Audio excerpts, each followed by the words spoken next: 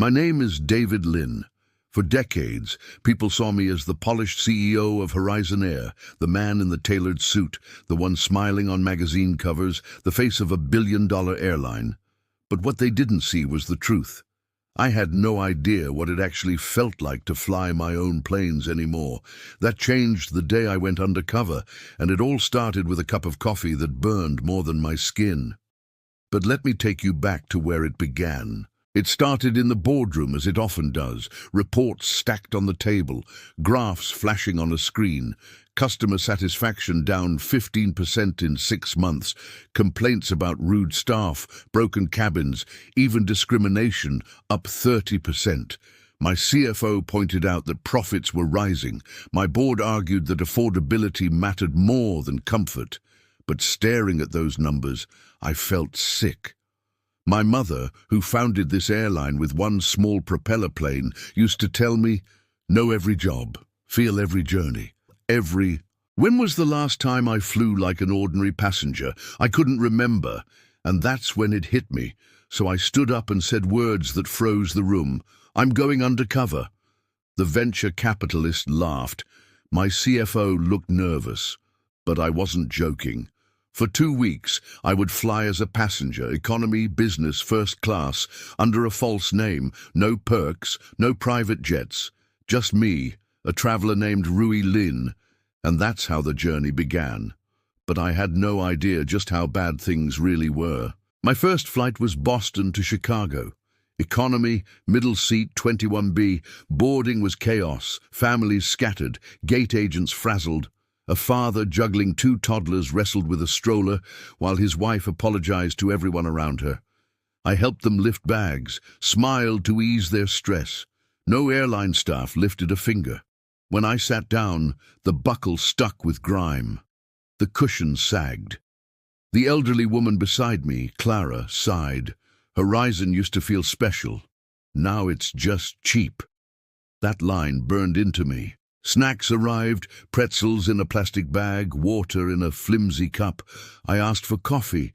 The attendant nodded, distracted, and never came back. When turbulence struck, the young woman across the aisle, Mia, gripped her armrest, panicking. She pressed the call button. The attendant shrugged. Just a bump. Then walked away.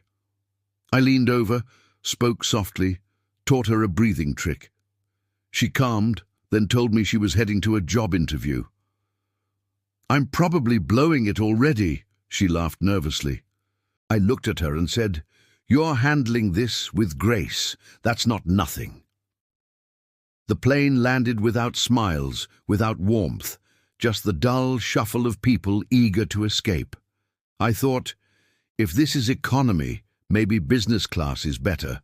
But what I saw next told me the problem was bigger than cramped seats. Chicago to Miami, economy plus. A little extra legroom, but still the same tired faces. Passengers weren't angry. They were numb. That's worse. Then Miami to Dallas, business class. Softer seats, polished serviceware, but no humanity. Attendants performed like actors reciting lines. No connection, no spark. I filled pages in my notebook, taped up tray tables, crew rushing past passengers, complaints met with blank stares. I thought I was ready for first class. I thought at least there, the heart of Horizon might still be alive. But what happened on the Dallas to Los Angeles flight would change everything. The first-class cabin gleamed, new seats, champagne flutes sparkling, but service, that was another story. Karen, the lead flight attendant, smiled warmly at businessmen in tailored suits. She greeted Robert Hayes, a wealthy real estate mogul by name. When she reached me, her voice flattened. She skipped my jacket, skipped my small talk, just moved on. When dinner came, I ordered salmon. We're out, she said curtly. Minutes later, I watched her serve the same dish to a man who boarded after me. I looked at my plate. Overcooked beef, soggy vegetables, and then I noticed the woman next to me, a black attorney named Dr. Vanessa Grant. She too was being brushed aside, dismissed, ignored. We shared a silent glance of recognition. But the real breaking point came later. I asked for coffee. Karen returned with a forced smile. As she handed me the cup, she tilted it. Scalding liquid poured across my chest. The pain was sharp, immediate. I gasped, trying to catch my breath, but worse than the burn were her words, whispered just loud enough, "We don't cater to your kind up here." The cabin froze. Robert Hayes buried his face in a magazine. Most passengers looked away, complicit in silence. But Dr. Grant stood. "I heard that, and I saw what you did." Karen's face stiffened. "It was an accident." "That's not what you said," I muttered, holding back anger. Dr. Grant raised her voice. "Didn't we all hear it?" Heads turned. A few nodded hesitantly. Most stayed quiet. She handed me napkins, her voice steady. "I'm Vanessa Grant, civil rights attorney. This is unacceptable." I whispered, still undercover as Rui, "I'll file a complaint." Karen snapped, "Forms are online," and walked away. And in that moment, dripping in coffee and humiliation, I knew the truth. Horizon wasn't just broken, it had lost its soul. But the story wasn't over. Not even close. Back in Chicago, I faced my board. I laid down evidence, photos of cracked seats, quotes from passengers, the burn on my chest. Then I held up my mother's mission statement. Every passenger is family. And I told them, we're failing, not just with food or seats, with dignity. They pushed back. Too costly, too risky, profits mattered more. But I looked each of them in the eye. Profits don't mean success if loyalty is dying. We can't afford to lose our humanity. I unveiled the Family First initiative, retrain staff, audit bias, refresh cabins, build a passenger advocacy panel, require executives to fly commercial monthly. Silence. Then, reluctantly, agreement. But I wasn't finished, because one conversation still haunted me. The one with Karen. I called her in. She looked pale when I revealed who I really was. "I'm David Lynn, the man you poured coffee on." Her mouth opened, closed. I'm so sorry. "It wasn't an accident," I said. "But I want to know why." She hesitated. Then the truth spilled. "We used to care, but now it's cutbacks, endless upselling, passengers who treat us like dirt. We're stretched thin. I'm not proud of what I did, but I'm burned out." And for the first time, I didn't see a villain.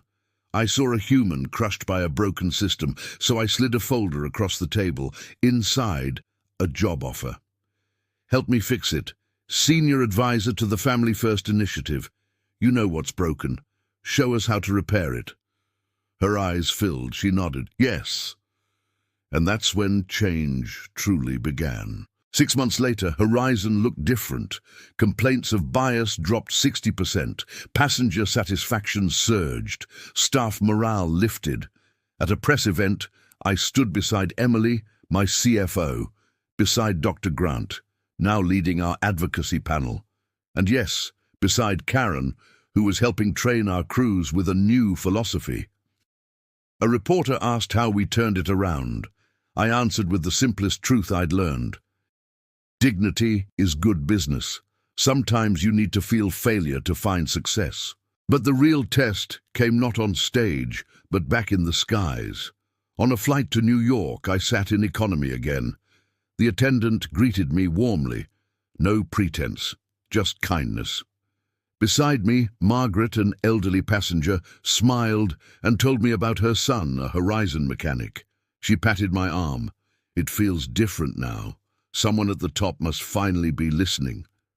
I smiled back. I'd like to think so. The engines roared. The plane lifted. And for the first time in years, I felt pride again. My mother's words echoed, "Every passenger is family." From a single spilled cup of coffee came a movement that reshaped an airline. And I learned the hardest truth of all. Leadership isn't found in boardrooms. It's found in seat 21B, shoulder to shoulder with the very people who trust you with their journeys. That's where the truth lives, and that's where change begins.